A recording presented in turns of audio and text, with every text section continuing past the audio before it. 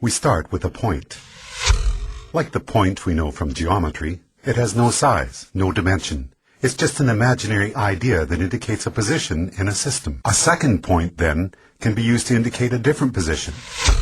But it, too, is of indeterminate size. To create the first dimension, all we need is a line joining any 2 points. A first-dimensional object has length only, no width or depth.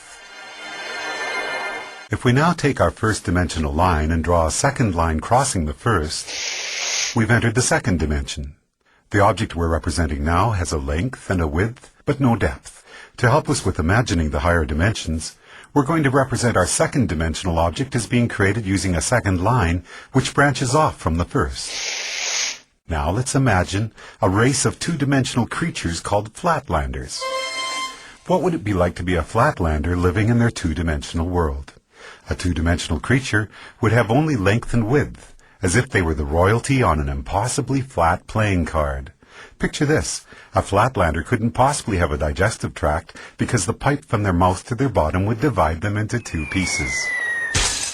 And a flatlander trying to view our 3-dimensional world would only be able to perceive shapes in 2-dimensional cross-sections. A balloon, for instance, would start as a tiny dot, become a hollow circle which inexplicably grows to a certain size, then shrinks back to a dot before popping out of existence. And we 3-dimensional human beings would seem very strange indeed to a flatlander. Imagining the third dimension is the easiest for us because every moment of our lives, that's what we're in. A 3-dimensional object has length, width, and height. But here's another way to describe the third dimension. If we imagine an ant walking across a newspaper which is lying on a table, we can pretend that the ant is a flatlander, walking along on a flat 2-dimensional newspaper world. If that paper is now folded in the middle, we create a way for our flatlander ant to magically disappear from one position in his 2-dimensional world and be instantly transported to another. We can imagine that we did this by taking a 2-dimensional object and folding it through the dimension above, which is our third dimension. Once again, it'll be more convenient for us as we imagine the higher dimensions if we can think of the third dimension in this way. The third dimension is what you fold through to jump from one point to another in the dimension below. The first 3 dimensions can be described with these words: length, width, and depth. What word can we assign to the fourth dimension? One answer would be duration. If we think of ourselves as we were 1 minute ago, and then imagine ourselves as we are at this moment, the line we could draw from the 1 minute ago version to the right now version would be a line in the fourth dimension. If you were to see your body in the fourth dimension, you'd be like a long undulating snake, with your embryonic self at one end and your deceased self at the other. But because we live from moment to moment in the third dimension, we're like our second-dimensional flatlanders. Just like that flatlander who could only see 2-dimensional cross-sections of objects from the dimension above, we, as 3-dimensional creatures, can only see 3-dimensional cross-sections of our fourth-dimensional self.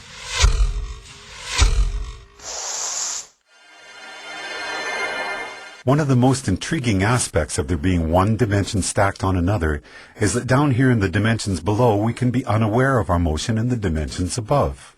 Here's a simple example.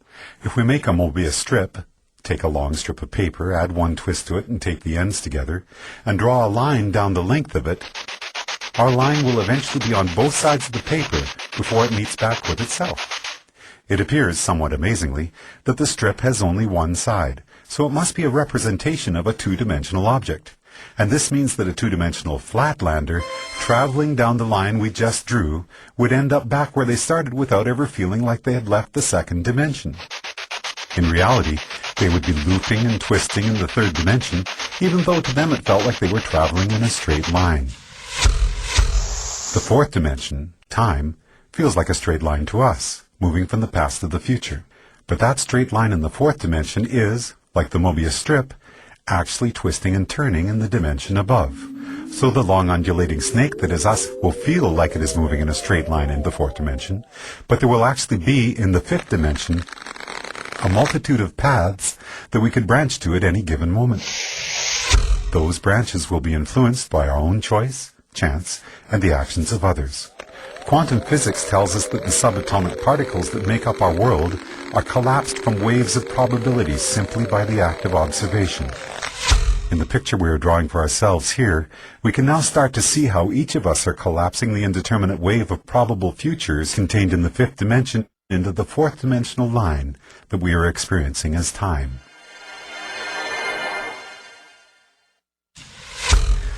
What if you wanted to go back into your own childhood and visit yourself? We can imagine folding the fourth dimension through the fifth, jumping back through time and space to get there. But what if you wanted to get to the world where, for example, you had created a great invention as a child that by now had made you famous and rich? We can imagine our fourth dimensional selves branching out from our current moment into the fifth dimension. But no matter where you go from here, the great child inventor timeline is not one of the available options in your current version of time. You can't get there from here, no matter how much choice, chance, and the actions of others become involved. There are only two ways you could get to that world. One would be to travel back in time, somehow trigger the events that cause you to come up with your invention, then travel forward in the fifth dimension to see one of the possible new worlds that might have resulted. But that would be taking the long way. The shortcut we could take would involve us folding the fifth dimension through the sixth dimension, which allows us to instantly jump from our current position to a different fifth dimensional line. In our description of the fourth dimension, we imagine taking the dimension below and conceiving of it as a single point. The fourth dimension is a line which can join the universe as it was 1 minute ago to the universe as it is right now. Or, in the biggest picture possible, we could say that the fourth dimension is a line which joins the Big Bang to one of the possible endings of our universe. Now, as we enter the seventh dimension, we're about to imagine a line which treats the entire sixth dimension as if it were a single point. To do that, we have to imagine all the possible timelines, which could have started from our Big Bang, joined to all the possible endings for our universe, a concept which we often refer to as infinity, and treat them all as a single point. So for us, a point in the seventh dimension would be infinity. All possible timelines, which could have or will have occurred from our Big Bang. When we describe infinity as being a point in the seventh dimension, we're only imagining part of the picture. If we're drawing a seventh dimensional line, we need to be able to imagine what a different point in the seventh dimension is going to be, because that's what our line is going to be joined to. But how can there be anything more than infinity? The answer is, there can be other completely different infinities created through initial conditions which are different from our own Big Bang. Different initial conditions will create different universes, where the basic physical laws such as gravity or the speed of light are not the same as ours.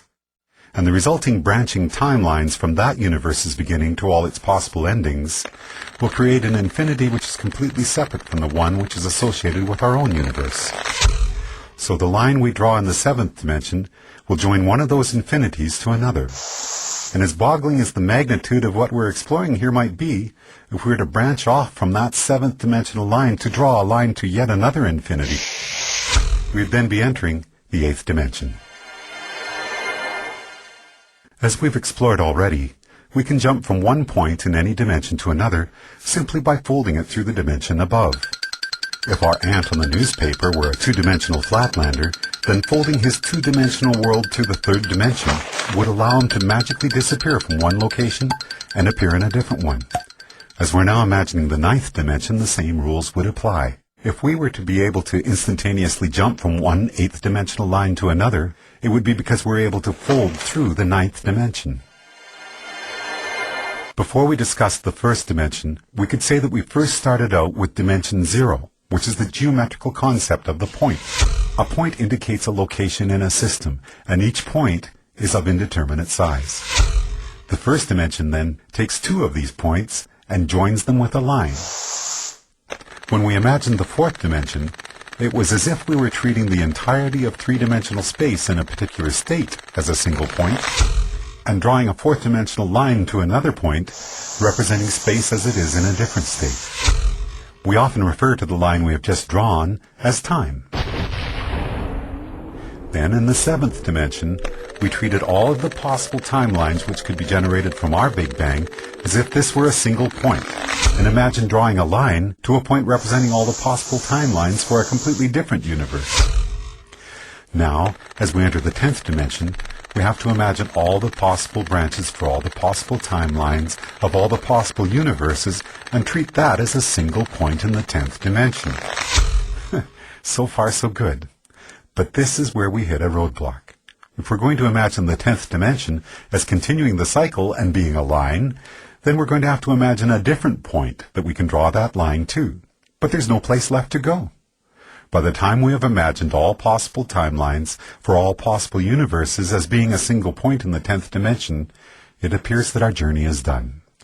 In string theory, physicists tell us that superstrings vibrating in the 10th dimension are what create the subatomic particles which make up our universe, and all of the other possible universes as well. In other words, all possibilities are contained within the 10th dimension, which would appear to be the concept we have just built for ourselves, as we imagined the 10 dimensions built one upon another.